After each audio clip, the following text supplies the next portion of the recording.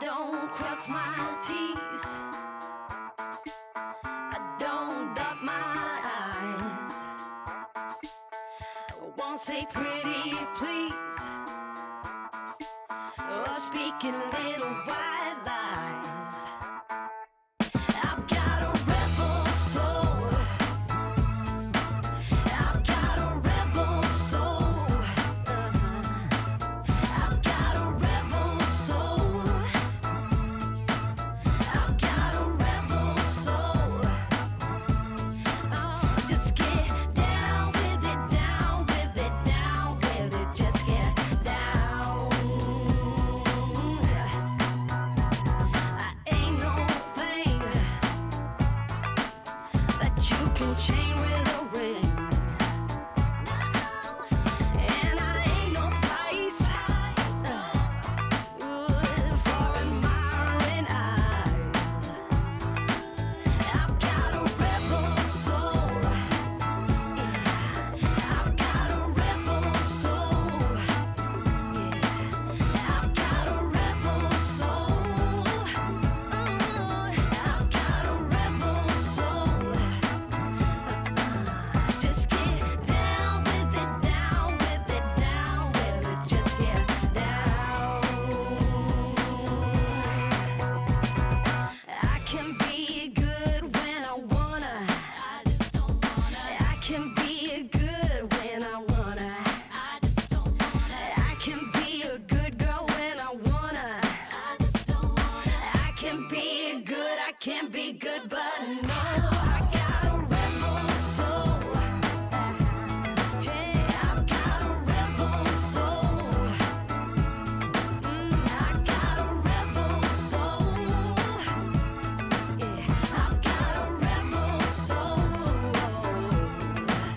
Hey, down with it, my rebel soul. Just get down with it, my rebel soul. Just get down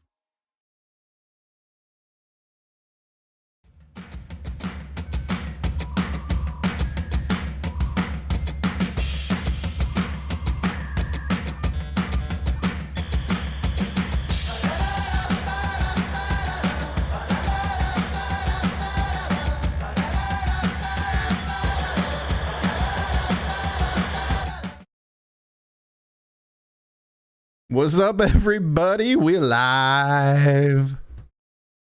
What's up, Mark? What's up, Sean? How you doing, man? Doing good, guys. Welcome to Generation Orange, weekly on Wednesday evenings at 7:30 to 9 o'clock Central Time. Vlogcast is what I'm calling it now. To figure out a name for it.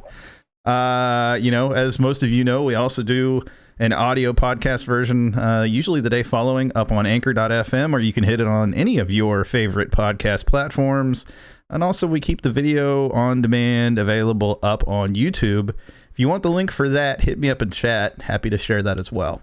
I am co-host Sean Ringrose, and joining me as co-host, as pretty much always, Mark Segovia, man. Guys, what's going on, man? Excited today, man. A lot of news going on with the Dynamo. Not all the time do we get this blessed to be mentioned globally in the soccerverse. But, here we are. The time to be alive. It's a new feel as a Dynamo fan. Houston Dynamo FC fan. That's right, we pronounce it properly here. It's a new feel to be a fan of this club right now, where, we were just talking in chat. If you joined us late or are joining us late, you may have missed some of the chat. But for real, guys, it is incredible to be linked with a player. We'll get to it later, but linked with a player who played in Champions League. And I'm not talking CONCACAF Champions League. I'm talking UEFA Champions League today, being scouted, as it were. But I've got some information for you, thanks to a couple of sources confirming some stuff. I can tell you that... let's stay tuned for it. That's how we play up in here. You go play. You gotta tease them a little bit before you give them the whole, the whole shebang. That's right, good, man. That's right. Hey, Finn, when you get to watch this back later, that is some serious advice for dating right there. You don't give them the whole shebang out of the gate, baby. You got to slow play that a little bit. You can't scare them off. You can't scare them off the bat, man. Come on. So, but no, guys. I mean, obviously, it's exciting times in the Dynamo, obviously, like I stated earlier, not only with being linked to players who are known globally around the soccer verse, but I mean just in general, with the upgrades in the stadium, the new management team, the new owner, them coming through with what they said they were gonna with them coming through with what they said they were gonna do. Sorry about that. And it's just great. I mean, we lived in 7-8 years of dreadfulness, now to be kind of climbing out of that hole. It feels good to see a little sunlight outside, and it feels good to wear the Dynamo gear, Dynamo FC gear, So, I'm looking forward to what this season has to bring. New hope, new beginnings, and we'll see what happens, man. Let me ask you a question, Mark. What are we talking about today? Oh man, I don't know, man. I mean, something with H. Houston. I'm feeling the H's today. Yeah, I'm definitely feeling the H's. I'm feeling the H too, man. Throw up your H if you know what I'm talking about. Throw up the H. And if you're feeling one H, what's better than one H? Two H's. So I mean, obviously, you stated it earlier. The Dynamo got a little bit of a shout out during the UEFA Champions League, soccer match between two giants in the soccer world, Atletico Madrid and Manchester United, which ended in a 1-1 tie. But who cares? They mentioned the Dynamo. And why did they mention the Dynamo? Because, obviously we're being linked with one. Shout out Triple H as well. Hey, if you want to play the game, you got to beat the game, baby. That's all I'm saying. There you go. But obviously, I was being linked to one Hector Herrera. But before we get to all that, poll question of the day. Yes, sir. We do. I got it up on time. I am proud of you, because when I saw it go up, I went, okay. To be fair, it's an easy poll question, but that was good. I applaud you, sir. We got it up early. So, anyways, the poll question, obviously, Hector Herrera is linked with a move to our Dynamo. Who? Say louder. I couldn't hear you. Sorry. You mumbled that one. Hector Herrera. Thank you very much. Is linked with the move to our Dynamo FC. Are you for the move?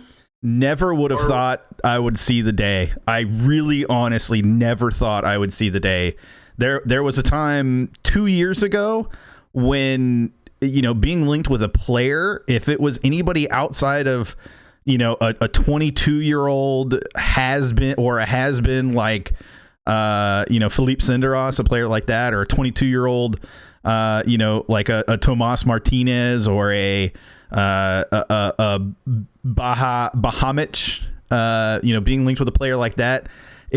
I seriously, I had no reason to believe that better times were ahead, and here we are 2 years later, and I am thrilled to say that there's definite pursuit, but I want to clarify something. What was the question you asked for the poll again?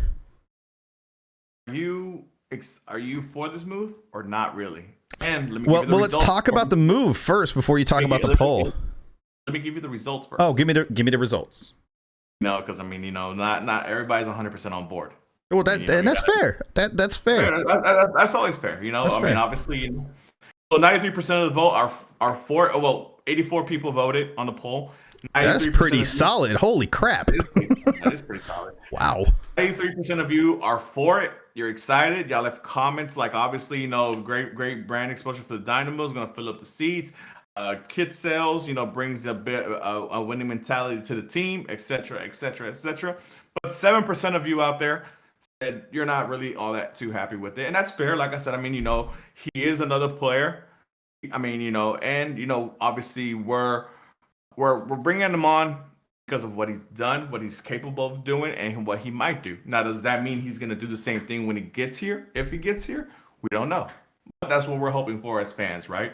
So obviously, 93% of you are very excited about this happening if it does happen, and 7% of you are a bit, I'll wait to see what he does on the actual pitch when he gets here. I think that's important, the when he gets here part, because I don't think it's a given as much as it's been talked about that they're trying to get him signed before the season begins. I don't think it's a given that he's a player that is going to be here to start the season.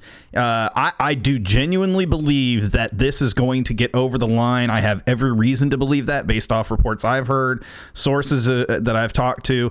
I believe this is going to be a player that will be in Dynamo Orange before the end of the season. Now, with that being said, I genuinely do not believe we're looking at Hector Herrera as a Dynamo player before the summer transfer window opens this year. And the only reason I say that is I don't believe that has been a reported transfer fee yet. And then I've also had it confirmed that the Dynamo, even though Pat is out there right now, in Europe, trying to sign him and making a concerted effort to do so, he is not there trying to sign him for the beginning of the season. So, he's not. That's fair. He's not going to be here by Sunday for sure.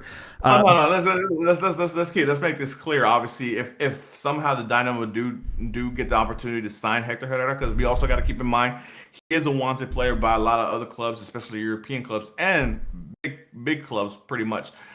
So if we happen to do sign him, obviously we should expect him to maybe play his first game somewhere in late June, early July. Yes, sir. Obviously, to give him a little time off from the La Liga, because the La Liga season ends in May. And then depending on how Atletico Madrid, continue to proceed in the Champions League, because if they do somehow make it to the final, the final of the Champions League tournament is late May. So obviously you have to give them a little bit of time off, to kind of recuperate from all that.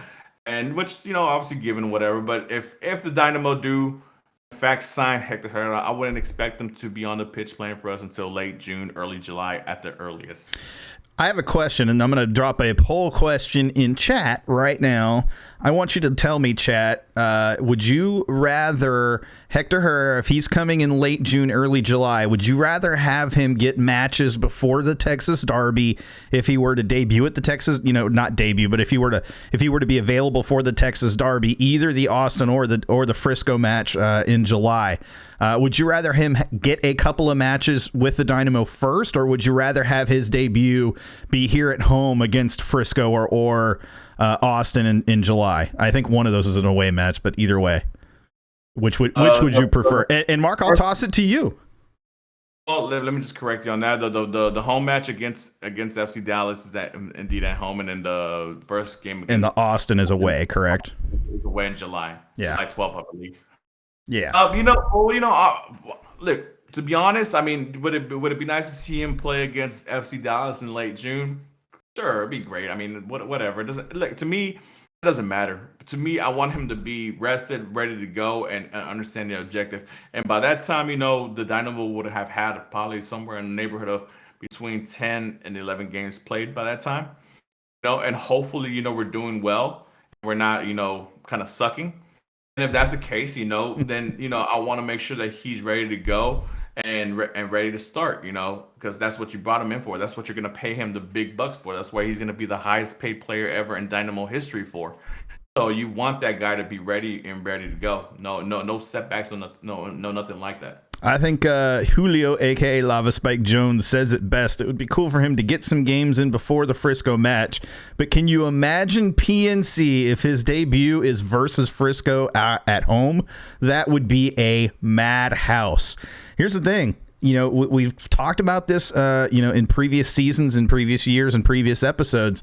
But the one thing that the Dynamo have lacked for the longest time is a true player whose name and whose established capabilities and quality move the needle. They're a player who moves ticket sales, right?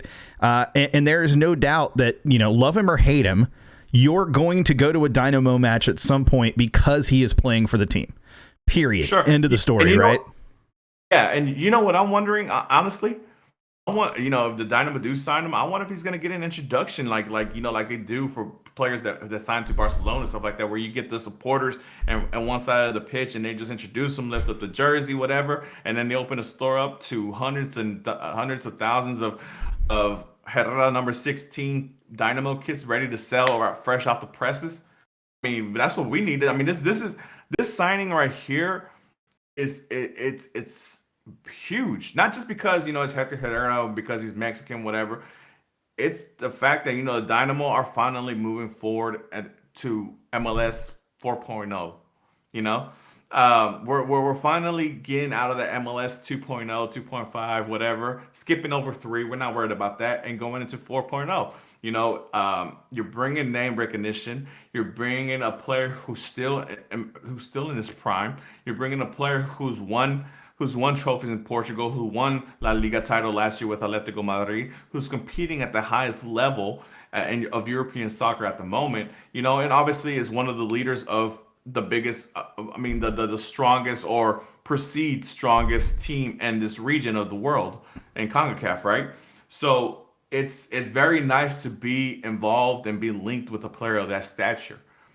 And and if it does happen, it'll be a groundbreaking day for the Dynamo franchise, period. So I'm hoping they treat it like that and they do a huge introduction to him, where he's unveiled at the pitch, does a little bit of juggling or whatever, whatever they can come up with over there in the front office. So John, Deanna, Ted, Pat, get y'all thinking hats together and figure out a way how to get that man signed. Have him walk out with a bat. I'm not even kidding. Have him walk out with a bat and put the Frisco cow in the middle of the goal and just let him go swing at that damn thing. Or put the El Capitan out there and let him shoot that thing off. Now there's an idea. I mean, he doesn't have to debut immediately if he needs a short rest, let's say a match or two after everything that happens with Atleti, right? So if he does come over and he needs a short rest, then you could debut him as it doesn't have to, again, you don't have to bring him out at the Frisco match. That could be his first official match. But, before that, if you want to introduce him, you introduce him during a match and let him fire off the cannon. That would be huge. For sure. Like I said, I mean, look, when you sign a player of this caliber, not only does it do well for the franchise as far as playing wise, or up in the level playing wise, but it does wonders for your marketing team and opportunities and what you're able to do. Yeah. Like I said, I just rambled off a couple of ideas right now, and that's just little old me sitting here in front of my laptop talking to you and the guys on chat. Now think about the people who actually get paid for this and what ideas they might come up with, and what they're able to do with whatever resources Ted gives them, or and all that. It's great. It's great to have that kind of energy flowing in Houston for soccer, Like I said, I think we talked. Well, I don't know. I know we didn't talk about it, but on the Discord for the Surge, that I'm on, I know somebody mentioned about, man, imagine a packed stadium with nothing but Herrera jerseys on, and that would be great. Let them be Dynamo jerseys, though. I don't want to see too much green out there, but it'll be great. It'll be great to have a Dynamo kit up there in the top selling kits of MLS, and things like that. Not that it really matters, or do I care about that kind of stuff? No, not really. I don't care. I want the Dynamo to win. That's first and foremost. That's one, two, three, four, five before I get to anything else. Sure. But like I said, those other caveats are great to have. The little topping on the cake, the little icing on the cake. That's great to have too. So, you know, Yeah, and I think that's one of the probably lesser appreciated aspects of a move like this, right? Of a signing of this caliber, is the opportunities to bring in entities from outside the organization, that are going to be interested in the possibility of having someone of that level, someone of that name recognition, someone of that visibility.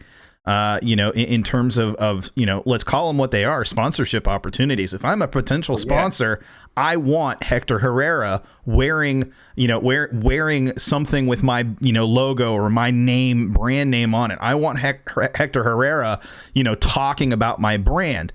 And you just don't get those opportunities. As great as Darwin Seren was a couple of seasons ago, he's not going to generate that level of appreciation from potential business sponsors. And the same goes for a number of players on the current roster. It is amazing to me at what a player of this level, what doors this kind of player can open for you. And the other thing is, if you get a player like this to come here, you are now opening the door for more players, maybe not this exact same level, maybe not this exact same, specific situation, but other players that are, Mexican national team players that know Hector Herrera. If he comes here and he enjoys his time here, oh, you better well damn believe he's calling him up on the phone saying, hey, I know your contract's getting ready to end. I know that the Dynamo would be interested. Guess what? Suddenly you got an in on players that you never thought you would have had a chance at. Look, man, let's be realistic. Look, man, I love Houston. Love Houston to the bottom. Never been a destination. H town, But look, to me. Look, Houston is on a come up as far as a global city. A sleeping giant, if you will. It really is. It really is. I mean, obviously, we're energy capital. The medical centers, all that stuff is great and nice. But I'm talking about attractions. Facilities. The fact that we get recognized, and then if on top of that, being a part of this World Cup bid, and if we get to land one of those bids and be a host city for a couple World Cup games, that's huge. I mean, we always show out. The thing about Houston is, regardless of what happens, anytime a major global event happens here, Houston shows out, and Houston is growing. They're growing in infrastructure. They're growing in businesses. They're growing in attractions, all that. Good attractions and the other attractions, the nightlife attraction. It's one of the things that Houston is best known for.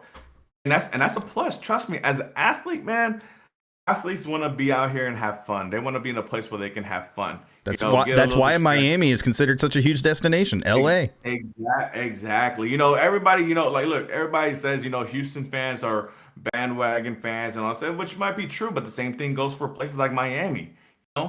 Same thing goes for places like Vegas. I mean, these cities are cities that people come in and out of.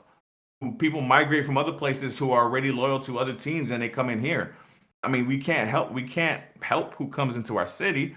I mean, but all we can do is if we're provided a winning franchise, a winning culture, something that we can stand behind, I know Houston will show out. It doesn't matter. I made an example earlier about the Roughnecks. I mean, the XFL Roughnecks, the little football league that got destroyed by COVID. Dude, those guys, nobody knew what to expect. In those 5 games, I promise you, Sean, I could not go anywhere without seeing no Roughnecks gear. 5 games. Yep. Because of the style of play, it was exciting to go to. It was something new. They were winning, and and people were when people have pride in their hearts for their city and for their team, they're willing to go out there and show it. For sure. Yeah, I mean, just look at the comments in chat. I mean, it's kind of crazy. Talking about the sponsorship opportunities, Kroger, HEB. I think HEB is probably the bigger of the two in this area. Specifically, meat markets, here we come, casinos in Galveston, et cetera, et cetera. I mean, And you know what? Also, I'm sorry to cut you no, off, you're good. Sean. You're good. But it brings other opportunities. It brings more exhibition games. Maybe instead of having Club America versus Monterrey or versus Tigres here, we can have Dynamo versus Monterrey, or we can have Dynamo versus Atletico Madrid. Maybe that's part of the dude. Imagine Atletico Madrid coming over here with the team that they have. Coming to PNC, or maybe even playing an NRG for a friendly game. That would be exciting. I mean, imagine, remember the hype that we had for that charity club game that against Man City that never happened?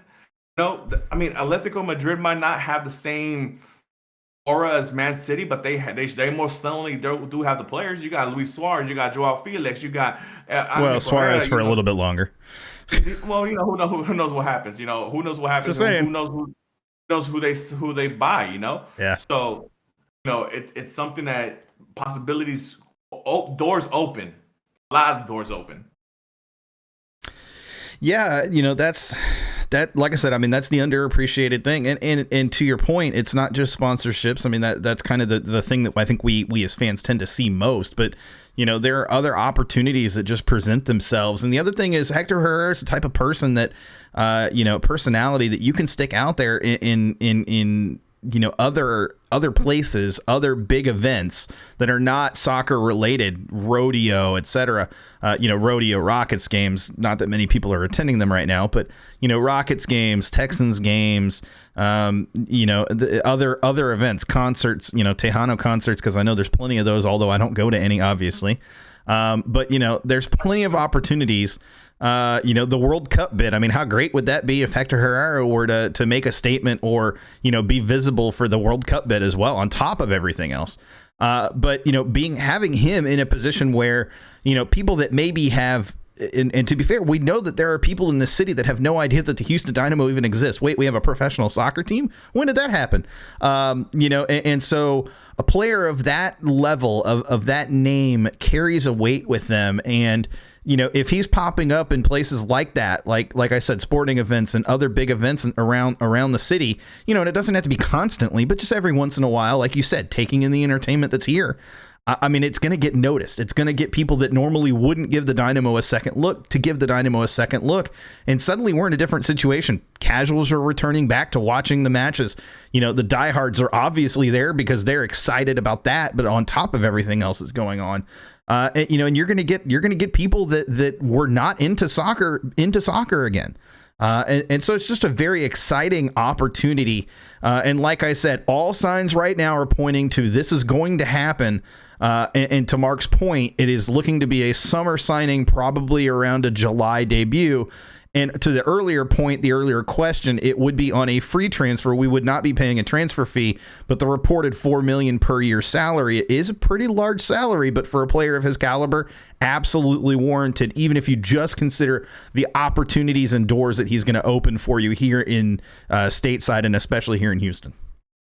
Yeah, I mean, and look, I mean, we look at $4 million salary like, man, because I mean, we barely got a couple of $1 million salaries not too long ago, with people like Mauro Manotas, Darwin Quintero and things like that, right? So $4 million is like, wow, but I mean, dude, like, if we're able to get Hector Herrera, which is let's be real, is one of the best Mexican players at the moment right now, for $4 million, that's a bargain, especially with everything that he's gonna bring with him. And $4 million, I think that might be that's top 20 in MLS, maybe top 15, if I haven't really looked at the numbers, but I know for sure it's not top 10. I mean, shit, you have Chicharito, you have Vela, you have Higuain, you have other players that are making $7, $6, $7, $8 million. Shaqiri right now, holy shit. Shaqiri and Insigne when he comes in, yeah. And then Belotti if he comes in, whatever, yeah, obviously he's gonna make a lot. So you're talking about a player who's going to bring so much to you marketing wise and on the pitch. $4 million, dude, that's a slam dunk deal to me. Like I said, the only way I don't see this happening, to be honest, is if his ambitions are still to be in Europe, and obviously there's rumors of clubs like Roma,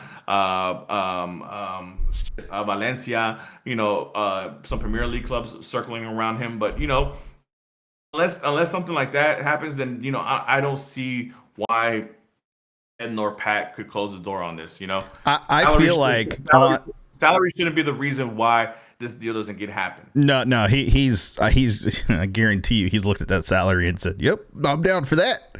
But I also feel like Pat being there has one other real big advantage. It shows determination and it shows appreciation. You are putting forward a front, and Pat had how many slides that he presented that sold him as the GM for the Dynamo? And frankly, let's be real. Take a step back. Look at how much this team has changed in just a very short period of time. Pat knows what the hell he is doing when it comes to building a team and kind of having to rebuild the foundation of a team, in a way. But I think the most important thing is, with Pat there, he's having a chance to sell his vision for what he's trying to do. And if he can sell it to Hector, I mean, let's be frank and let's be real here. If Hector Herrera buys into that vision, then he's here. He's not just going to be here to collect a paycheck. He is here to make a change in this organization.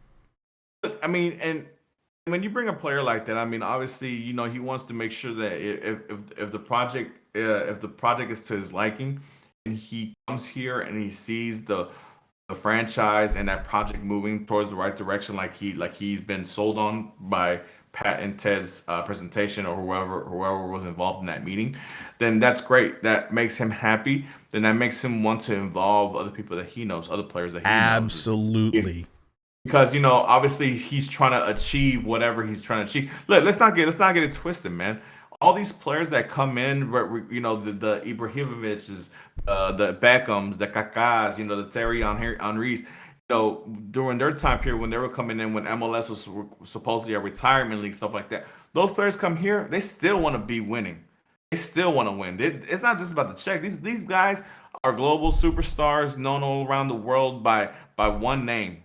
The Zlatans, the Kakas, the Beckhams, the TT Henrys. These people are known by one name or nicknames. They don't need no more things, but they still have that competitive spirit, and they still want to win championships no matter where they're playing at. They can be playing Japan, Australia, China, doesn't matter. They want to lift up trophies because you know what? It brings more prestige to their name once their playing days are over.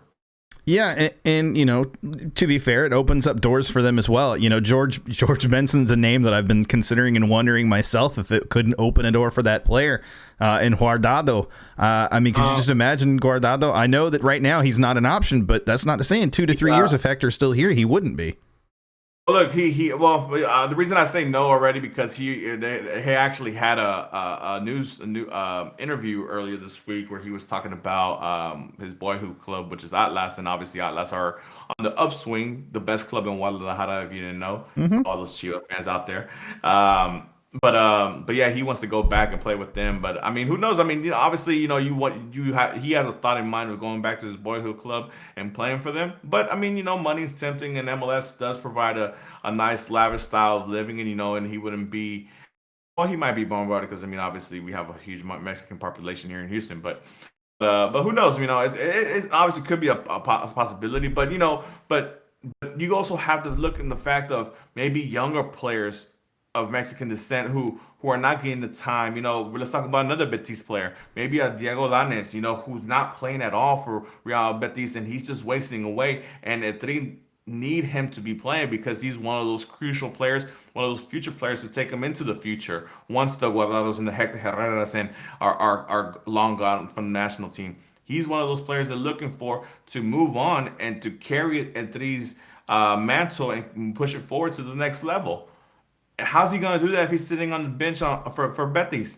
The kid is 20 years old. Betis can very easily let him go on loan and let him play with the Dynamo. If Hector Herrera gets in his ear talking about, hey, why don't you come out here and play? Make sure you sharpen your game up before the World Cup, or afterwards if you're still not getting the opportunity you're looking for or that you were promised. Because look, let's keep it real. These contracts in soccer, even though they're contracts, the players have the power.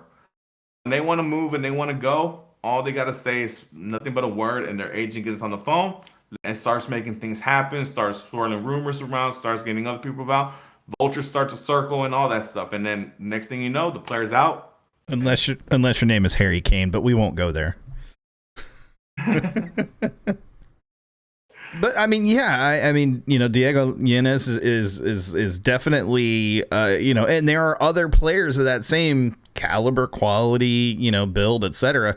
That would be interested as well. And there are players for other national teams that would potentially be interested at the opportunity to play with a player of the caliber of a Hector Herrera and the chance to, you look at the players that have been coming into MLS recently, and bringing in a player like Hector Herrera just opens up the door for so many things. I've already said that, but I'm going to say it again because I think we tend to miss out on just how much, how much of an impact and a difference he can make. I suspect that the HJ, he meant HH there, Finn. He typoed.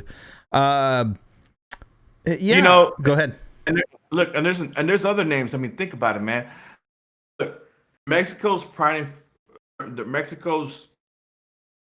so-called future number 9, JJ Macias, who was the biggest prospect coming out of Mexico since, I don't know, Cuauhtemoc. No, I don't say Cuauhtemoc.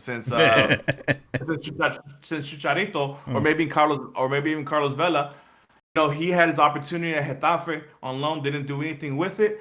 And he was being rumored to go fill in for Alan Pulido with SKC. I mean, dude, look, these players, even though we think in our minds that, oh man, these players are out of reach. No, man. MLS now is in a situation, in a position where they're able to bring these players in. These players are actually obtainable now. Obviously there's the top echelon of players, but for this region that are really big names, like a JJ Macias, dude, that would be huge in this market. Obviously, we got Sebastian Ferreira, who I feel is going to be a beast in this league for the Dynamo, and is going to do big things for the Dynamo. But if Paolo or whoever the head coach is, in the future, wants to go with a two-headed monster up front, a player of that caliber is available. Yeah, for sure. I mean, yeah, there's other, like you said, there's other names, way more than we've even mentioned here at this point, but it's just, think about it. We've spent 30 minutes talking about Hector Herrera to the Dynamo, and it hasn't technically been, finalized yet or confirmed yet, I guess, at this point, if you want to go there or that direction. But it's kind of crazy to me that we're at this point, and the season hasn't even kicked off yet, and this is just one player.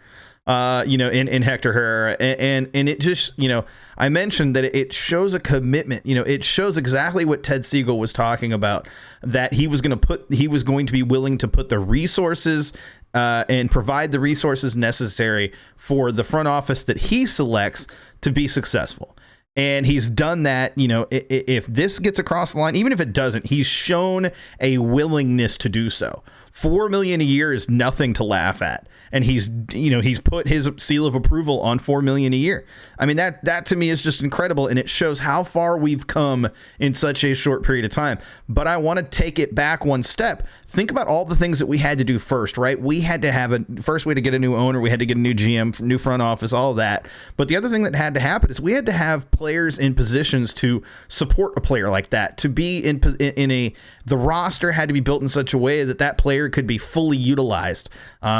We didn't need to have 3 or 4 players or even 2 players at that same position that were already high caliber in MLS, or young players at that same position that we're going to lose out on time because he comes here. We're in a position where we can actually truly, again, if it is a summer signing, if this does get over the line, where we can truly utilize Hector Herrera without hurting our long-term opportunities with our own young players and et cetera. It's interesting you bring that up. Obviously, I forget. I want to give the right person the credit, but I want to say it was probably Georgie on the chat that said, oh no, I'm sorry, it was Finn who said he's the player for right now, and it's completely true what he's saying. Look. Is he in the back end of his prime years? Yes, but he's still in his prime. And let's be realistic again. Think of Mexico the last year and a half. Who's been the best player for Mexico the last year and a half? Hasn't been Chucky Lozano. He's been injured. Raúl Jiménez hasn't been on the pitch because he's been dealing with his head injury. Tecatito hasn't been the Tecatito that you see when he was playing with Porto and obviously now with Sevilla. So and Hector Herrera has been the most consistent Mexican player on the Mexican stage with this club. Even though yes, I know he's more of a bench player for Atletico than he is a starter, but when he gets his opportunities, he does his thing. And that's coming from somebody who doesn't really follow who I mean, I follow a tree and I follow La Liga and all that stuff, so I know a lot about Hector Herrera. But like, for me to say that about a Mexican player is a lot. So he is the for sure solidified captain of the El Tree right now as of this moment. If the World Cup started today, I would not be surprised if he's first or second captains of their national team. So and just to piggyback off what you're saying, we're offering him a 2 year plus 1 year contract, right? 2 years guaranteed and then plus one to Correct. extend if everything goes well. That does not do anything to harm our future. If anything, it just enhances our present. You know, we've been down and out for so long in the ditch of MLS, in the basement of MLS, being last place, second to last place, all these last couple of years. It's great to come out of that and to be formidable at the present. The fan base has dealt with a lot with the quality of play on the pitch, right? And to bring a player of that caliber that can bring up the whole level of the team is great in itself. Now, what does that do with future players? Nothing, because if it goes well, then he's here for 3 years or more, depending on how well he keeps going, or how well he's playing, or how motivated he is. It all depends on the player. I mean, think back of the DeMarcus Beasley signing. Beasley came in his early 30s. I mean, with 32, 33, he ended up up here for 7 years. Yeah. That's something that I would have never expected when we first signed Beasley. I was thinking, oh, we're signing him, name recognition. He's not going to be a national team player anymore. He just played his last World Cup, blah blah blah. But the dude stayed. He played his thing. He did his thing here, and he ended up being I wouldn't myself personally call him a legend of Dynamo, but a lot of people put him under that legendary status of Dynamo because he did well here. He lifted a U.S. Open Cup, but here nor there, he did the thing. So that's kind of what we're hoping with Hector Herrera as well. Yeah, I kind of feel like, I think, to see Sanford's point, we didn't deserve Beasley. We almost kind of let Beasley down, right? Like, Yes. there's all this hype and all this opportunity, and then just kind of wasted away his last 7 years of his career, more or less, in my opinion. That U.S. Open Cup. I mean, look, even though a lot of people will be like, it's a cup trophy, right? But it meant so much for the Dynamo fan base and as a franchise, because we had nothing going for us. And to have that little shining moment and all that cloud of darkness was amazing. To have him be able to compete in CONCACAF Champions League and score a banger of a goal in Guatemala, it was great to be able to do that for him. And think about the team that was around him during that time period. Young players, Albert Solis, Mauro Manotas, players like that. Romel Kyoto. To see a player of that caliber who's done so much, be able to help them accomplish that, knowing that they're in a shitty situation, it was great. So let's hope it's not the same thing for Hector Herrera. Let's hope we bring him into a situation where the team is actually winning. They're fighting for playoffs, and then obviously in the playoffs anything can happen. I think the one thing to keep in mind, and it kind of feels a bit like this, just in a different position, but same type of player, or not type, but same general perspective on the player, is Carlos Vela. And the only reason I say that, Vela was a much bigger name. Vela had a much bigger reputation, I think, coming into the league. The difference is, you look at Diego Rossi, who he was partnered with, right? Who is Hector Herrera going to be partnered with if he comes to the Dynamo? Sebastian Ferreira, right? And it will be, those two players will be the premier players, if you will. And Ferreira is that same age, roughly that Rossi was. And there's no reason to think that if he's getting the service he needs, look at how he played in preseason. If he's getting the service he needs, there is zero doubt in my mind that he can be a stellar player for the Dynamo, and he can be that true core player of the long-term future. And I'm glad you brought that up, because you know what that does for Sebastian? It takes all the eyes and all. It takes all that pressure off him, all of it. Because he's not the marquee signing. He's not. I mean, yeah, he is a marquee signing in his own. He's right. not the. I like how you said it. He's not the marquee signing. But he's not the marquee signing. This to go back to the comparison of the Vela and Rossi thing with when the LAFC first started. Minimal of us knew who Diego Rossi was. I knew who he was because Peñarol is the biggest club in Uruguay, and obviously I watched Libertadores, so I knew of him. I didn't know how he played. I didn't know how well he was going to adapt, but I knew of him, right? So, but look at how much freedom that gave him when Carlos Vela came on.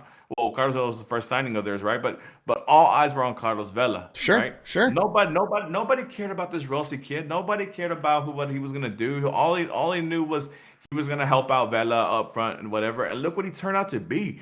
He turned out to be a beast, Golden Boot winner. Helped LAFC lift up their supporters shield. And now he's out there in Fenerbahce not really doing his thing, but he's out there doing his thing. But he's getting calls from Italy. There's rumors of him being sold for almost upward of $20 million. Not too long ago. And he might get sold to a decent European club here pretty soon.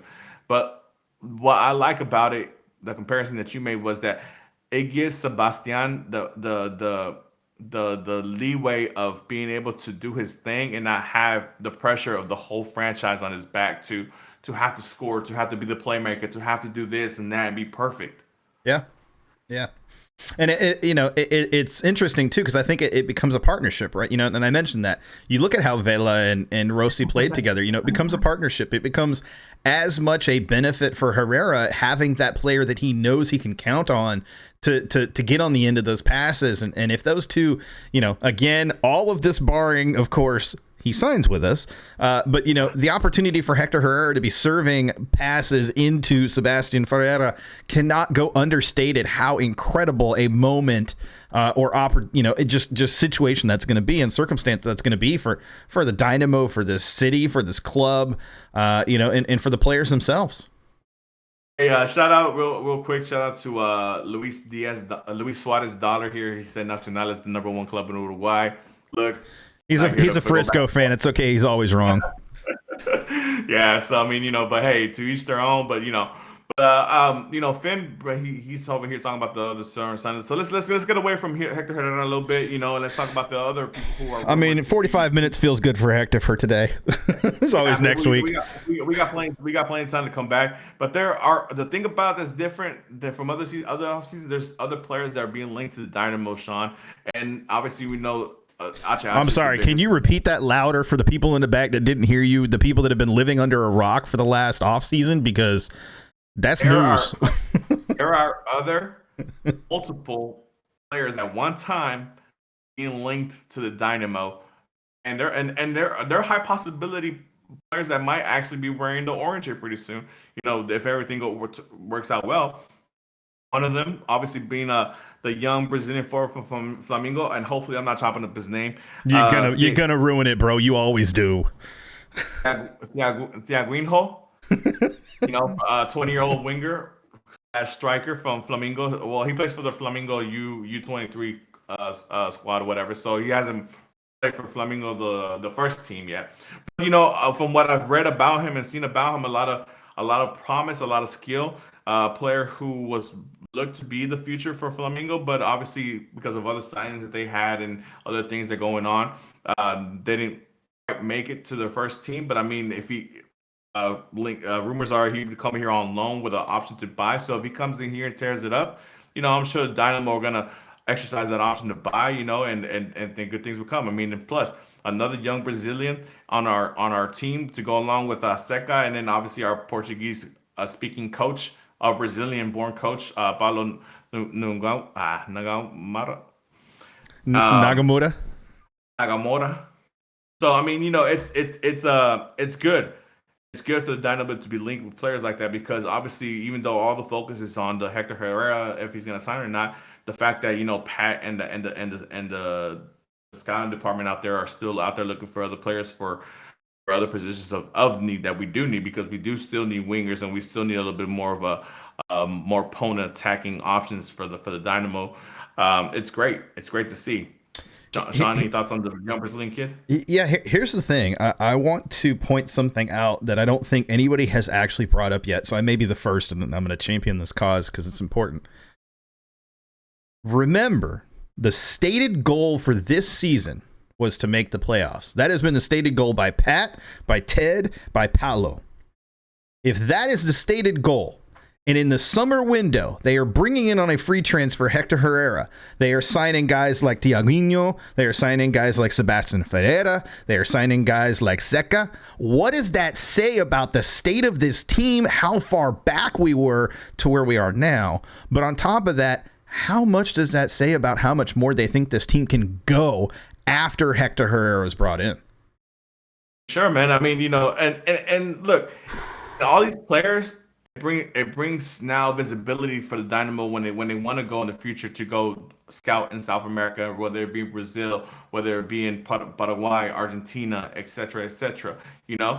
And before I move on to the next guy that we're being linked to, I mean, it's South America is basically the feeding grounds for MLS because it's very rarely we're gonna get a young European come over to play for MLS and then be able to buy him and sell him again, right? So we have to get him from either Central America, South America, and then funnel their way to Europe, right? So with that being said, the other player that we've been linked to, a little bit of an older player, but some might call him the best footballer of his country. Paolo Guerrero, 38-year-old striker from Peru, who, for those who've watched him play for the national team, a very feisty, very aggressive player. And that's very taking it very lightly. But he is a goal scorer. He said Dynamo Inside said those are fake. That's but even if it's minimal, it's something that something the Dynamo never were being linked with players like this. Never. And I saw somebody put something fake about what's the guy's name? Kawasaki Honda. Yeah, that was a complete joke. That was a little funny, but but like I said, but who would have done that prior? That's the kind of attention that the Dynamo are now receiving, and are now getting. I saw something earlier about Yimi Chara and Roger Martinez. I'm not too sure about those or how truthful those are, but if we're talking about players being linked, I mean Roger Martinez is, in my opinion, because I watch Club America, he's suitable, but I mean I wouldn't pay him I wouldn't pay him what he wants to be paid or what he thinks he deserves to be paid. Jimmy Chara, obviously Portland Timbers, we know we know what he can do. We know what he has done in Portland and MLS, so there wouldn't be no adjustment period for him as far as playing in the league. But back to all these other players being linked to the Dynamo. Yeah, Rudy makes a good point. What is great, no offense to anybody, but not actually being linked to just Honduran players currently. We have stepped up our game in the scouting department and have much deeper pockets. And that's really the thing here. All of this centers back and comes back to Ted Segal taking over as the managing owner of the Dynamo, period. End of story. But my earlier point, and I don't want it to necessarily go underappreciated, is if the level that they feel is making playoffs is Hector Herrera and Sebastian Ferreira, what is that level that they think is making MLS Cup and vying for MLS Cup year after year? And the fact that they understand that we're not there yet, and that just bringing in these players that they've already brought in or will be bringing in is only going to be good enough to get us to playoffs, then understanding that there's another level to go, and understanding that Ted is committed to getting to that level, and understanding that Ted is willing to put in the money to get to that level, who's next? we don't stop at Hector Herrera. Hector Herrera is not the guy that you sign and then you're done. He may be Carlos Vela, but remember, LAFC had to bring in how many other players to partner with Carlos Vela and Diego Rossi. Maybe some of them weren't the same level of name, but they were still bringing in players of quality and talent from around U.S., around South America and Central America, across the board. The number one thing that LAFC did, and they did it very well, is they kept bringing in the key players to put around those big name players of Carlos Vela and Diego Rossi. And that's why they did so well in those couple of seasons under Bob Bradley.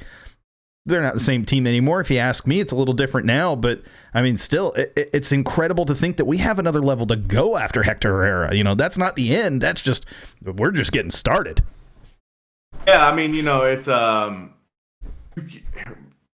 think it's one of those things like, what good does a house do? What good is a house if you don't have a solid foundation, right? Sure. And the thing about it is, you might have the star player, but if you don't have any capable players of quality around him to help him do what he does best, and then what good is it? Then what good is it to have a star player? Which is, obviously, you go back and forth with, because the Dynamo have been lower tier talent wise as far as players on the pitch, because obviously our results show that. If some people might blame coaching, some people might blame the players, whatever. Regardless of the fact that Dynamo as a franchise have been lower tier the last 5-6 years. And with that being said, now that we're bringing in somebody who is supposed to bring up the level of the whole club, you have to now surround that player with capable players who are able to help him achieve what you're trying to achieve in the short run and in the long run. Let's not kid ourselves. Hector Herrera is a central midfielder. He's not a goal scorer like a Vela. He's not a true nine like a Chicharito. He's not a go after the ball by any means and shoot from distance anywhere like a Zlatan Ibrahimovic.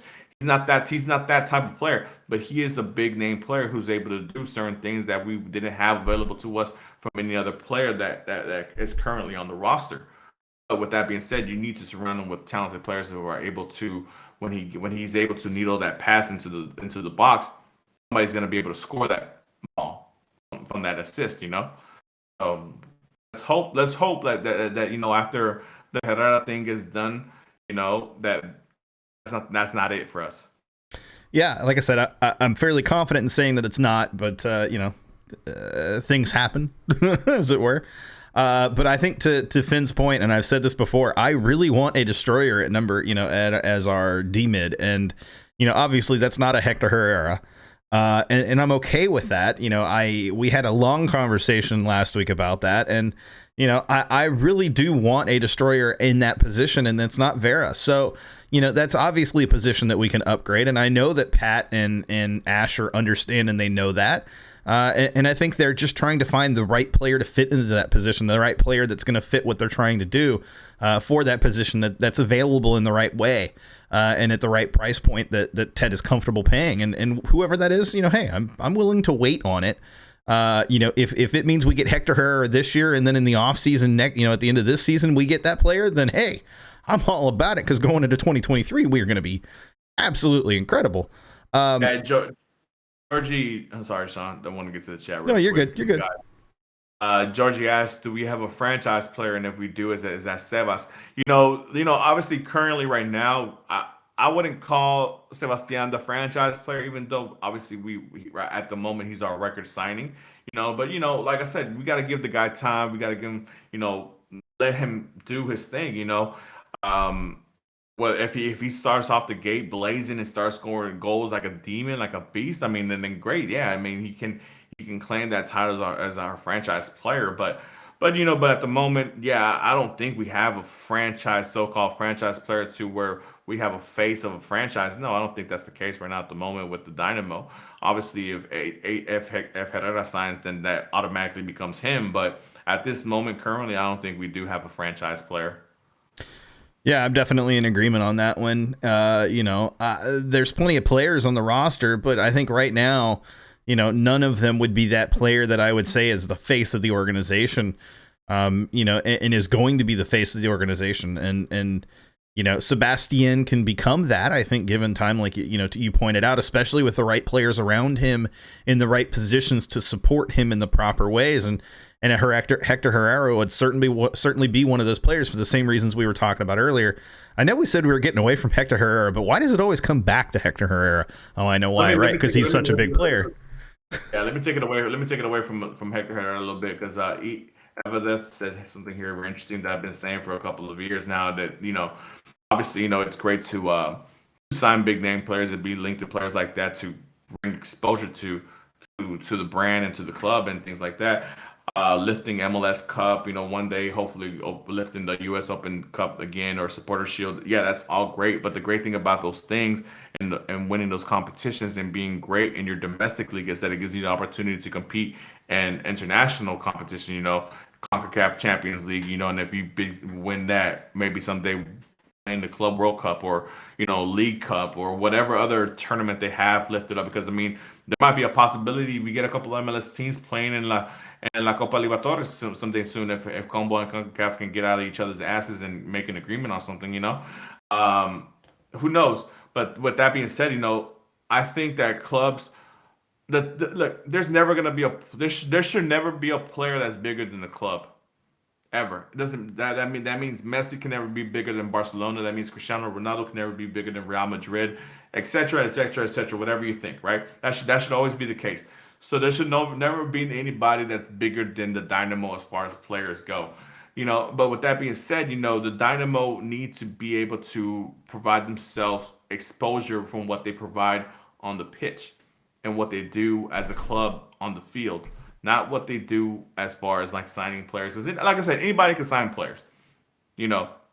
Atlanta United came out of nowhere, had a big backer in Arthur Blank because he's a multi-billionaire, and he went out and signed whoever anybody thought was the right person to sign, and they were able to have instant success, winning everything in their sight, and that's why Atlanta United is one of those clubs that are the franchise clubs of MLS, right?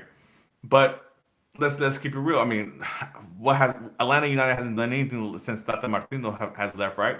And they're kind of back into the middle of the pack now. You can blame injuries, you can blame coaching decisions, whatever. But if you're not doing what you're supposed to be doing on the pitch and exposing yourself to these international competitions, then it doesn't really matter what you're doing. You have to be great in your domestic league, and you have to do well in these international competitions. And that's why there was so much excitement when the Dynamo qualified for that CONCACAF Champions League not too long ago. There's, dude, how many people were really thinking about ever traveling to Guatemala? But because the Dynamo were there, that gave them an opportunity to go to Guatemala and go support them. That's what you do. When you're involved in these international competitions, you go to places you never thought you would go to. Yeah, I think missing out on CCL for so many years. I mean, we had the 1 year where we won Open Cup and therefore we made it to CCL, but I think missing out on CCL for so many years otherwise has really hurt this franchise. And it's a shame because CCL is such a prestigious domestically such a prestigious tournament, league tournament, whatever you want to call it. There were a handful of Dynamo fans that went to Guatemala for the match against whatever the name of that team was. Guastatoya, is that right? Guastatoya. But I was right. Holy crap! Color into shock. It's crazy though that. We've missed out on it for so long, and players like, and I'm going to come back to this because it's the dominating topic right now, and it should be the dominating topic, and it should remain the dominating topic for a good period of time. But when you get a player like a Hector Herrera, your intention is that you're going to make something like a CCL, that you want to compete in a CCL. And there's going to be more opportunities to continue to upgrade in various positions for your starting lineup. And I've said it before, but we also have to remember, and this is very important, especially going into a new season, that you can't just rely on your starting 11. You have to have enough depth and enough roster depth at every position, that if a player gets injured for any period of time, or you have national team call-ups, which, let's be honest, is going to happen, or you have a player that is just struggling with form, you need to have players that can step into those same positions and be able to step up and perform. It is a next man's up game in a way, next man up game in a way, in that you can't afford, if you're the bench player, to sit there and not play well when given the opportunity. An opportunity is going to come to you at some point, and you must be ready to step into that position. And that is the mentality, and that is the identity that I hope that Paolo and Pat and Asher are instilling into these players, especially these younger players that are coming from the Dynamo Academy, the players that are going to be playing at Dynados, etc.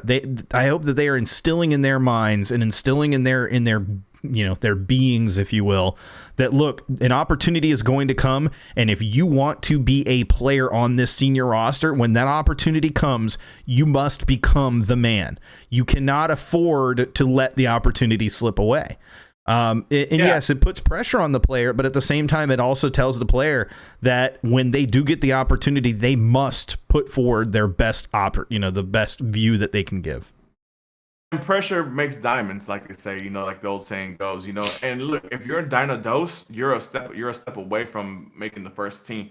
That should even give you more hindsight to finally to be able to reach that goal or that finish line per se, and reach that goal, making the first team. And then knowing that once you made it to the first team, that now you have to fight to try to make it as a starter, or be a part of that match day 18.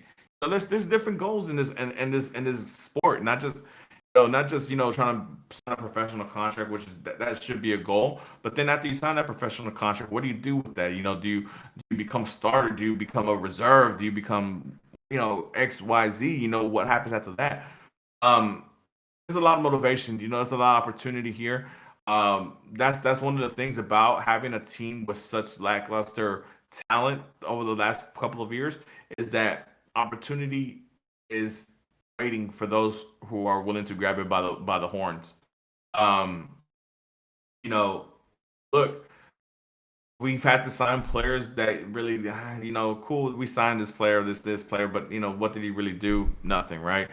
We think about academy players. So I know we've talked about it a little bit last season of the Generation Orange. That why not focus more on playing some of the younger up and coming academy players, since realistically we're not going anywhere. But Abke playing his regulars. But I mean, why not give the top level academy players a run at first team?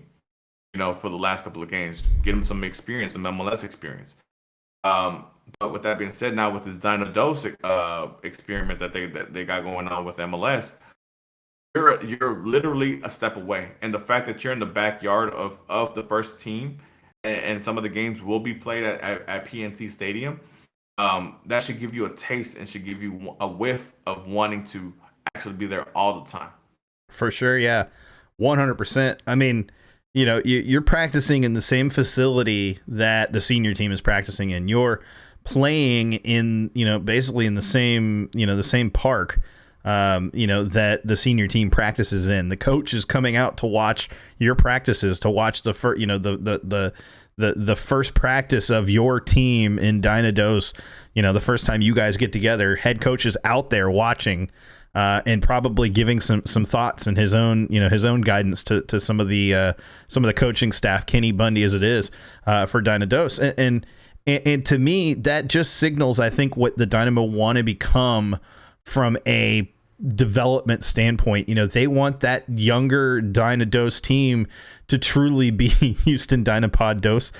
They want that younger team to be the transition point. They want that team to be the pipeline, that we've been talking about, that pivot point that takes a player from the academy and semi-pro and gives them an opportunity to show what they have at a slightly lower level, but then also prepare them for the very realistic expectation that there's going to be a point that you're gonna have to contribute at a higher level with the MLS team, and we've seen it with other clubs in MLS and how successful that can be. You look at like a Philadelphia Union, you look at New York Red Bulls, you look at NYCFC.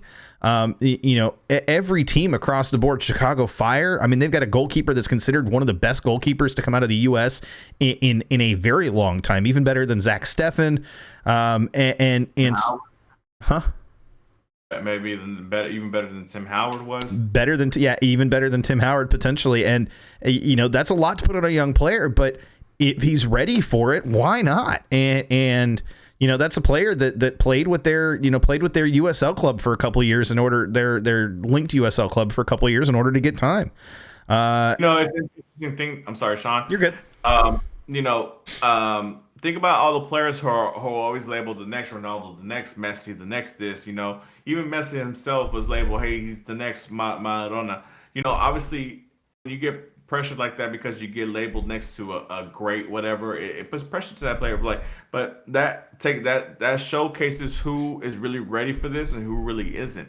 A good thing that on the chat that Knight said was, imagine the LA teams without Chicharito, Carlos Vela, or Costa. Their levels drop massively. Yeah, obviously, and they don't have any competent replacements for them, which is true. So that's why these Dynamo players, whether it be Thor or whoever else, Marcelo Palomino, whoever, or Ndoye. Even though these players have a big player come into the team that they know that plays their same position, doesn't mean they shouldn't be playing their game and trying to better themselves. Because the perfect example, and it happened right here in Houston, was when they spend the cash to bring in Cubo Torres. And we had a young Colombian striker behind him in Mauro Manotas. Mauro Manotas kept doing his thing. Whenever the opportunity was given to him, he made the best of it.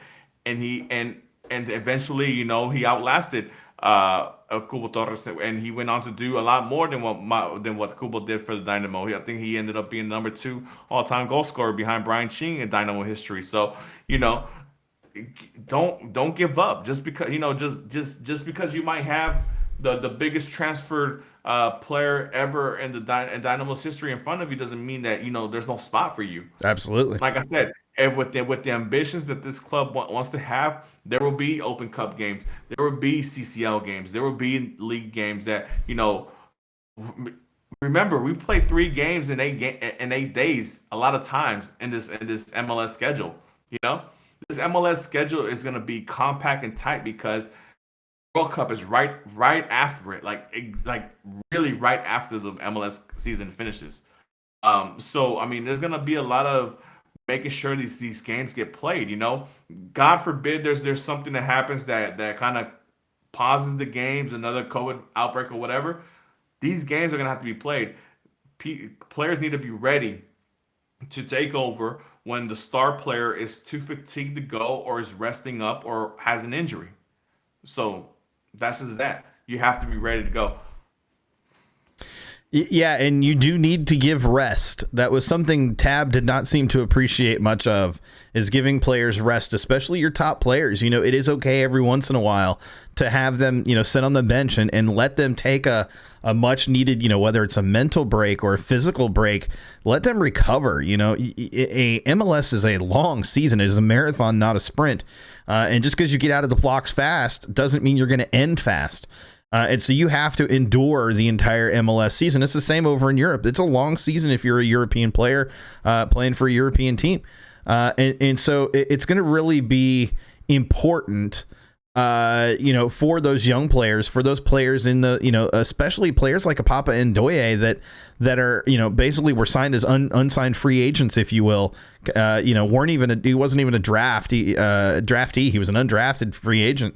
He was signed, and Paulo Lima, a draftee that was signed to Dynamo, and of course Thor, who's probably going to play time with Dynamo, and Marcelo Palomino, who we have every reason to believe is going to be a big part of Dynamo. Look, there's going to be plenty of talent down there, or over there. It's not even down there anymore, but over there at Dynamo, and it's up to those players to show that they belong and show that they deserve that opportunity when it does come. And again, you're going to rest a player, and that player you might rest maybe Hector Herrera signed, and maybe come August, God forbid, he needs a short break, like a couple of days, or he's out on national team duty. That seems very plausible in that time frame. He's out on national team duty, so you call up Marcelo Palomino. Marcelo comes in and he has a hat trick. Hey, who am I to stop Marcelo Palomino from starting the next match?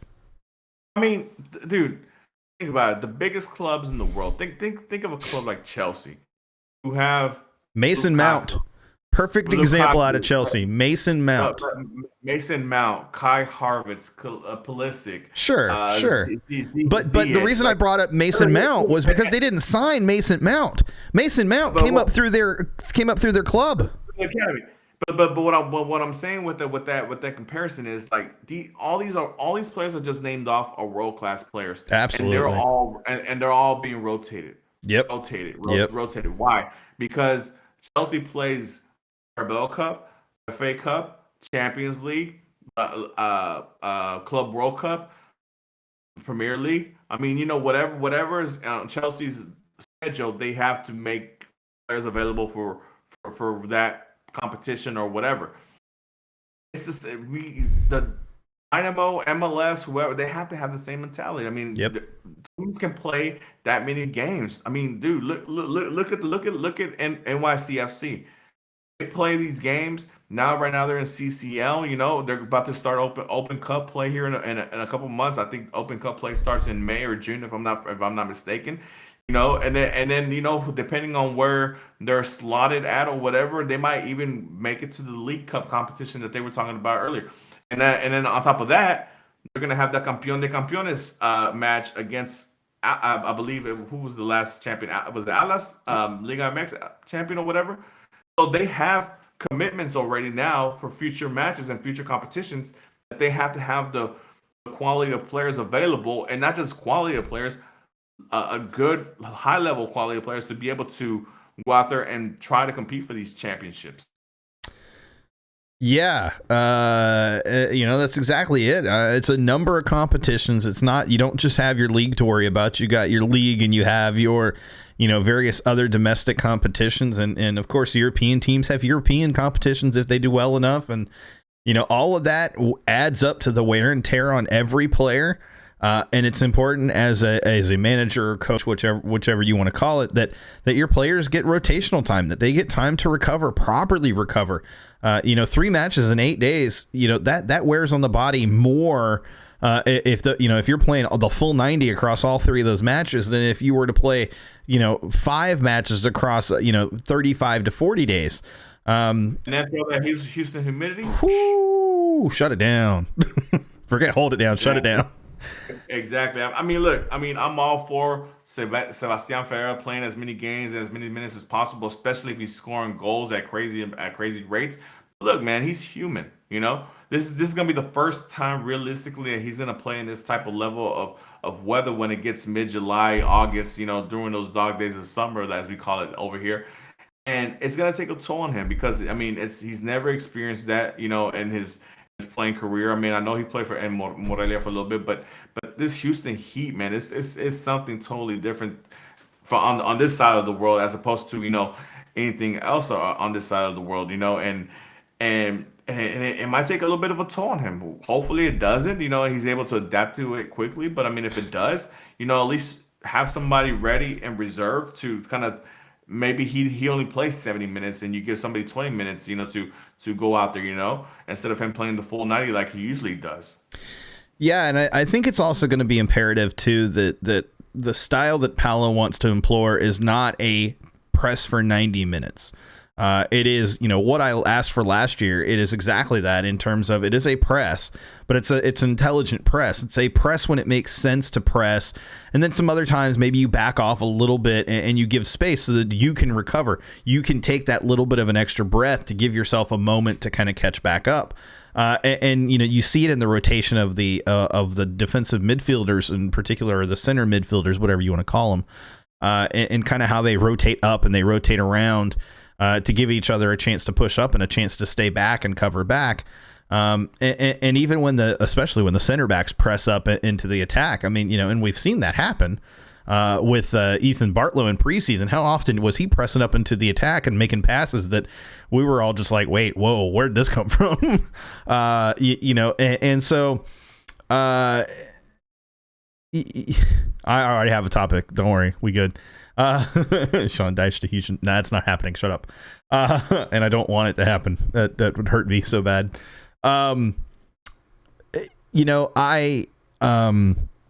Sorry, lost train of thought. But it's important that Paolo wants to play that style, and the reason that's important, and the reason it's kind of like key to the success of the club, is we're in Houston, and to your point, the heat and humidity, you can't press a full 90 and expect your players in the 75th to the 80th minute to not be exhausted. Look, Southampton in the Premier League, I actually saw they brought it up during, I don't know, it must have been a video that I watched or something, but they broke down one of the primary reasons that Southampton have been able to have a late attacks that kind of come on in the 75th to the 90th minute. And a lot of that happens to just simply be because around the 70th minute, or between the 60th and 70th minute, they have a player or two that go down on the pitch, and they take a long breather. And what's happening is there's a stoppage of play. They don't stop the clock, but there's a stoppage of play. And during that stoppage of play, the players are going over and they're getting these little energy things to chew on, little energy drink things to chew on, and they're designed to give you electrolytes, but on top of the electrolytes, they're also designed to give you extra energy, and it takes roughly 10 minutes for these things to kick in. So if you do it between the 60th and the 70th minute, let's say the 65th, if it takes 10 minutes to kick in and you get 10 to 15 minutes of energy out of it, then from the 75th to the 90th minute, give or take 70th to the 85th minute, your team is going to have way more energy than the other team. And other teams are not doing this. And I'm sitting here going, hey, Pat, I hope you're paying attention, and Asher and Paolo, because, man, could you imagine if the Dynamo did that same tactic and they got that little burst of energy between the 70th and 85th minutes of matches here in the Houston Heat? That other team would be dead. Sean, do you remember? I don't know if you were there at this game, but I remember this game clearly last season where we were beating Portland 2-0 right off the bat. It was such an amazing game. Like they were dominating the ball so well for the first 60, 70 minutes, and Portland looked like they just looked like they didn't want to be out there, right? But then all of a sudden, the last 25, 30 minutes of the match, it looked like they did a reverse psychology on us, and they let us play ourselves down all the way to we couldn't go anymore. And then obviously with Tab's way of subbing people off until the 88th minute, that didn't help either. But they came back and they tied the game, and they actually left with a tie, and they almost won the game. They were really close, which was a shame. They used our advantage against us, man, which should never happen. Steve Sanford said also no subs were made. I don't know if he's referring to that match that I'm talking to right now, but yeah, man, it's horrible. This weather, this situation, this advantage that we have, we need to control that narrative, and we need to make sure that those teams hate coming playing here. So we got 13 minutes left, and this was asked for earlier, and a few people in chat gave their opinions, and I think it's time, Mark. It's time to bring it back. It's time to give our predictions for this week's match. Hey, who's going to be at the match, man? First and foremost, before we get to all that, I mean, we got who's going to be at the match? Sean, are you going to be at the match? I'm planning to be at the match. If things don't happen to get in my way, I will be at the match. It's funny because it seems like when I go to the match, Sean's not there. Are you not going to be there? Because that would actually be really funny if I showed up and you weren't there. No, I'm gonna be there. Oh well, then I can't be there. Sorry. Just kidding. I'm gonna be there. For those also wondering, yes, the wife will be back again. She enjoyed the first. Hey, that's what I'm talking about. She enjoyed the time last time with all you guys. I gotta come out now because I gotta go and thank your wife for giving you up for an hour and a half every week now. Yeah, she even asked me about you. She's like, "Hey, what happened to Sean, the guy who does the show with him?" Like, she thinks I'm just a fake guy, huh? That's even better. That's even more amazing. I told her, if he knows I'm coming, he doesn't come, and then if I know he's coming, I don't go. So that's funny. But no, man. I mean, yeah, I'm gonna be there at the Dynamo game. It sucks that it's on Sunday, but it's okay. Sunday. Hopefully, a lot of you guys took advantage of the free game. For buying a Dynamo ticket to the home opener or whatever. So I guess it was the buy one get one free game or whatever for those who are not season ticket holders on this chat. That would include myself, but whatever. But yeah, with that being said, I mean, predictions. RSL. RS. That's a tough draw for the first match of the season. Yeah, I'm not gonna lie. I'm not gonna lie to you, Sean. I haven't really dove into analyzing what RSL is doing right now. I'll be honest with you. I haven't really looked at their squad or the depth chart or anything like that. So usually no more Rusnak. That's helpful. Yeah. Their goalkeeper hates Thor with a passion. Yeah, There's always that. Yeah, Ospina. Yeah, Ospina. Yeah. Man, I'm gonna go with this positive vibes, man. Why not? Shit, I'm gonna go 3-1 Dynamo. A brace for Sebastian Ferreira. He's gonna hit the ground running. 3-1 with the brace for Sebastian. Wow, that's pretty crazy. I'm gonna go. Man, I've been debating this the whole time too because I saw it coming earlier and I'm like, I better get a prediction ready. I still don't have one. Oh man. See, well, I'll give you a little bit more moments to think of your prediction. But Georgie says 1-0 Dynamo. I hate that 1-0 scoreline for one or two reasons, right? Not just because it's a boring scoreline that means only one goal got scored in the whole game, right? But I want to see what this team has really been working on, as far as the preseason. I mean, obviously we've seen the preseason matches, the streams, and we were there for the Austin game and at PNC and things like that. But I want to see what they've really been working on at full throttle. Obviously I know that I'm not expecting them to be 100% in shape yet. Obviously it'll be very early in the MLS season, but I want to see what they've been working on, the counter attacking, the build up play, the transitioning from defense to offense and offense to defense. I'm very interested in seeing all that. I'm a very tactical observer of the game. I like to see the formations. I like to see. So it's more important that a girl has personality than looks for you, right?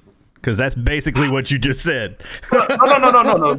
When it comes to the Dynamo, that was just a joke. I mean, the style of play is obviously a lot important to me too. I mean, look, I'm a Barca fan, so I mean, for when you're talking Barca, your style of play is everything. Barcelona way is winning beautifully. Basically, we rather lose than to win ugly, unfortunately. But but with that being said, 1-0, I just feel like that's just real boring. Like, I want to see excitement. I want to see the Dynamo just go out there and just go out with a bang. Because like I said, look, I'm thinking, it's opening day match. I'm expecting that the Dynamo are expecting.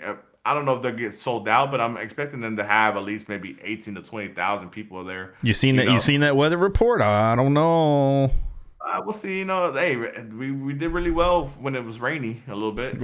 Yeah, we played well. We didn't do well in the stands. Yeah, but but it is what it is. But if the weather does manage to be in our favor and it doesn't ruin too much, I mean, I do expect it to be a little bit, a full, and things like that. So why not go out there and show out? Oh man, you set me up even worse because what I'm gonna say, it's not a good score line. It's not gonna be. Don't say 0-0. No, it's not gonna be a draw. There's no doubt about that. I'm going. Hey, congratulations, Finn, because he says my girl has both. Hey, man, I saw that. Oh, don't hate me, chat. 3-2 RSL. Oh. Don't hate me, chat. Oh. Ooh, don't hate me. Debbie Downer over there. Don't hate me. I feel like there's been so many changes and there hasn't been enough time to. Yeah, we've seen the capability that the players have and that sort of thing. I just don't think there's been enough time to really institute completely what Paolo's trying to do to completely really get, the new players, especially if Seka is going to play his first match and debut. He hasn't played it really at all. Yeah, and if Griffin Dorsey's back there at right back, I'm not feeling it, for this team. They've got a really good left winger and a great left back that can push up, and we saw that and how that how well that worked against FCD. It's going to be a tough go of it for Griffin, and he's kind of key for us to get that side going. If he's not able to push up into the attack, it's going to be a struggle. I understand what you're saying. And obviously I think we're gonna be playing good cop bad cop here, but It wasn't intentional. I'm being honest. Like, that's kind of what I feel going into this match.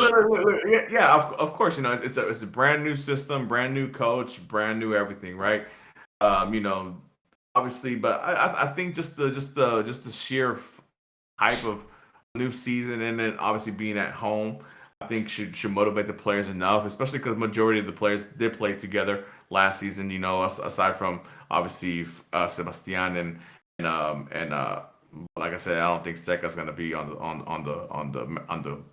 the team to start off the season. So, but yeah, I think for the most part, I think everybody should have a little bit of familiarity with each other and should have enough, maybe not to 100% do everything that Paolo asked them or play the way that he wants them to. But I think obviously because of their familiarity with each other from last season and prior, should give them enough of an advantage to pull out the win at home. All right, now the most important question of the night: what is your bold prediction for the match? Because we haven't asked that yet. Bold prediction match. Well,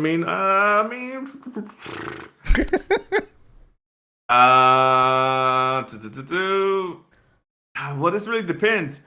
So if our great right back from last season, Zari plays, I think the one goal that I predict our SL will be an own goal.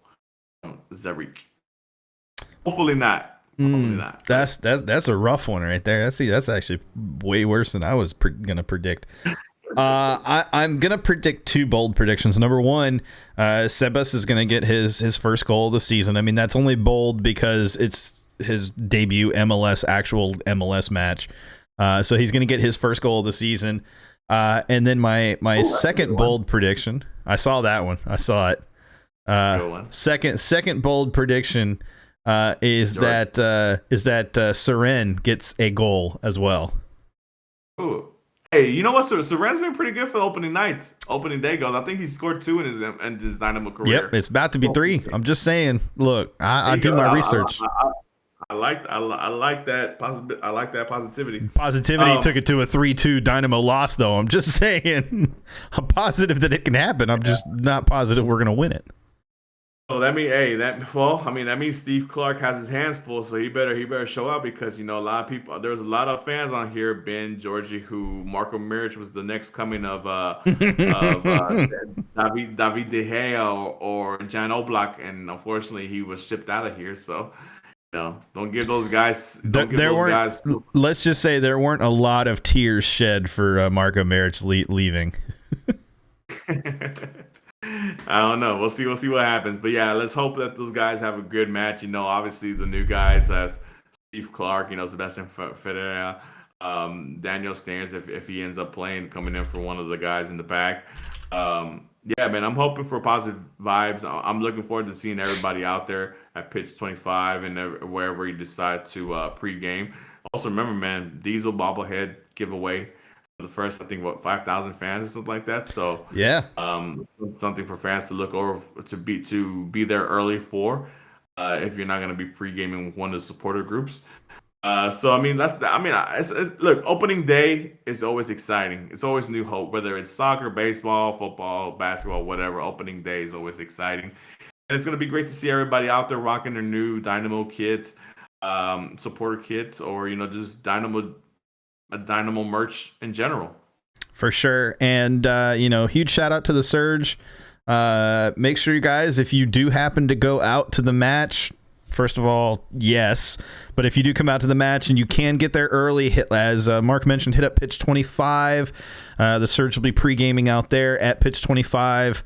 And I heard there's going to be free brewskis out there. Yeah, I heard somebody's going to be paying up in free buckets. Somebody's been banking them suckers for a while.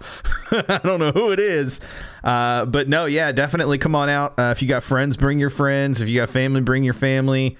Yeah, the weather may be hit or miss, but trust me, it is a good time to be had without a doubt.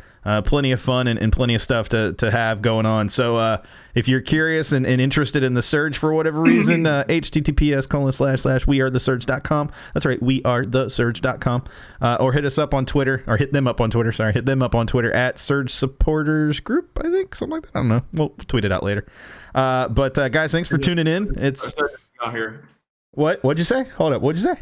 I said one of the Surge guys should be on here promoting. I mean, George is right there. He needs to be promoting it. Mr. PR himself. Oh, hey, no, Noelia. What's up, Noelia? We got to say hi. We didn't say hi earlier. Hi, Noelia. Noelia. Shout out Texian Army there in the chat. I guess. Yep, Texian Army and El Batallon for sure. And then, of course, all the independent supporters that are out there. Got to give a shout out for that. Oh, yeah, Bandera Negra. Can't forget about them. But, guys, again, thanks for joining us. It is 9 p.m. We are going to go and call it a night. But thanks for joining us. We appreciate it. You guys have been awesome in chat, and we love having as many of you as we've had the last 2 weeks in chat. It's been amazing. We appreciate that level of engagement. We'll be back again on Wednesday at 7:30 p.m. Central Time until 9 p.m. Central Time. And, of course, look out on anchor.fm. You can see the link up there at the top left, anchor.fm/GenOrange. It'll be up tomorrow morning. And appreciate you joining us, guys. Hold it down. 2 H's.